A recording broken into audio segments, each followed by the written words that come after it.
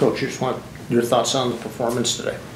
You know, I thought we played well in the first half, and especially at the faceoffs, we were really doing a good job against a very good faceoff guy. And yeah, I was a little concerned because the goalie that we were facing was one of the top goalies in their conference, and really has done a heck of a job all year. But I thought we also got an edge on their goalie with some really good shooting, and I thought we started clicking at right before halftime.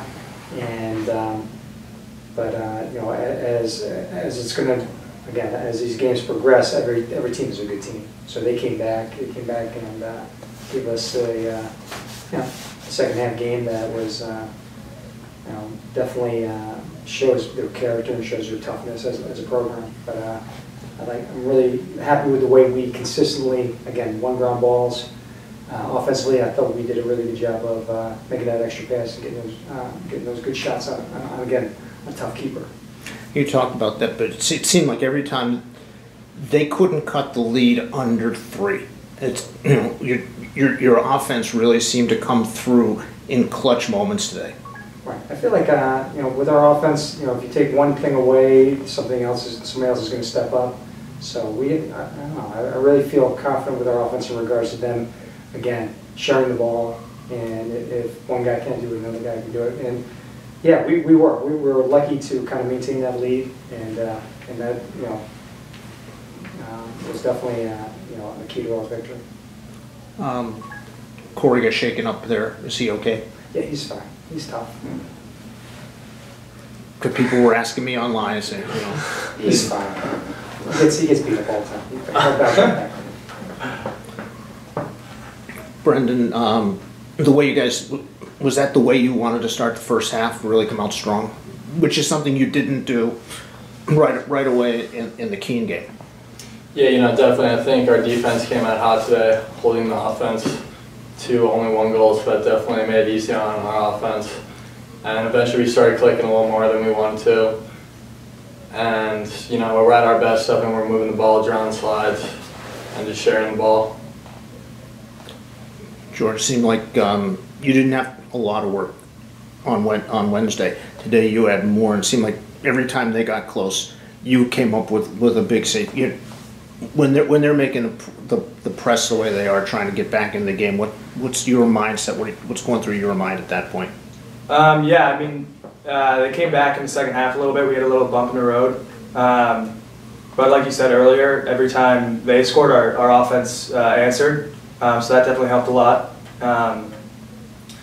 And I think our defense did a really good job of communicating and supporting each other. So we all stayed confident, tried to settle in and do our best. So. Down the stretch, you had some really big saves, especially right out in front.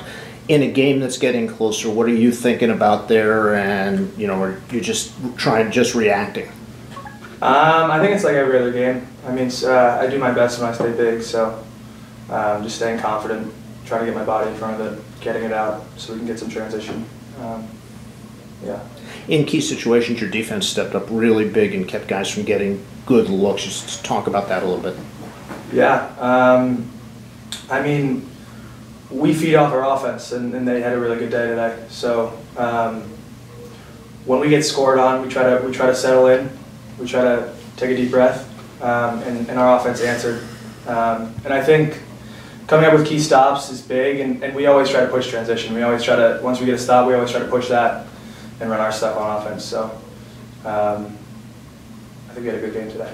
John, that transition game George mentioned seemed like, especially down the stretch, it got really effective because they were pushing harder. Could you feel that it was a good opportunity to get the ball down quickly and score? Yeah, I mean, I think when our team's playing best is when we're making stops on defense, Harry's making saves or causing turnovers, and then when we can get numbers in transition and run our sets and our transition offense and get goals off that, that's really when we're playing our best lacrosse. That's when we can get up into the 16, 18 goal range.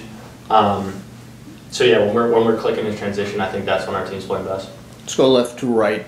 You have been undefeated at Farley Lamb this year. What does that mean to you?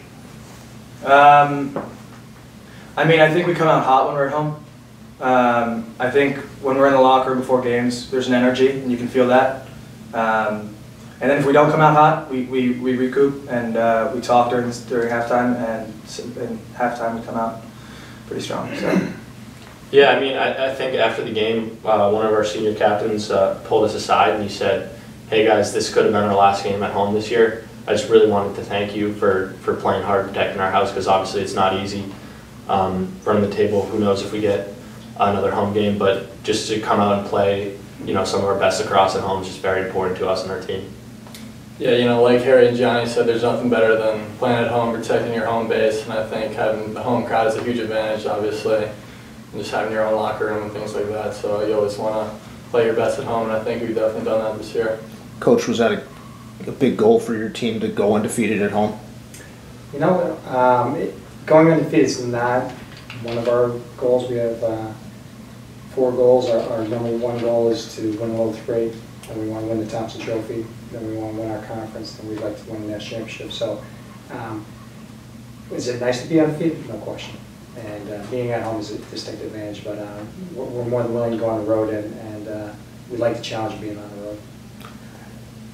No, 2 more games.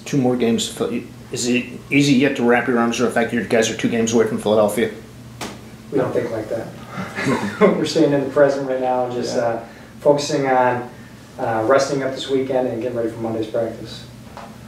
We're not sure who we're playing yet. So. Does it matter? It doesn't matter, but obviously it would be nice to stay home. And so it's not that we're cheering for one team or the other, it's more that we're cheering for us to stay home. So we're hoping for an upset, but like I said, we know that we're going to have to travel eventually.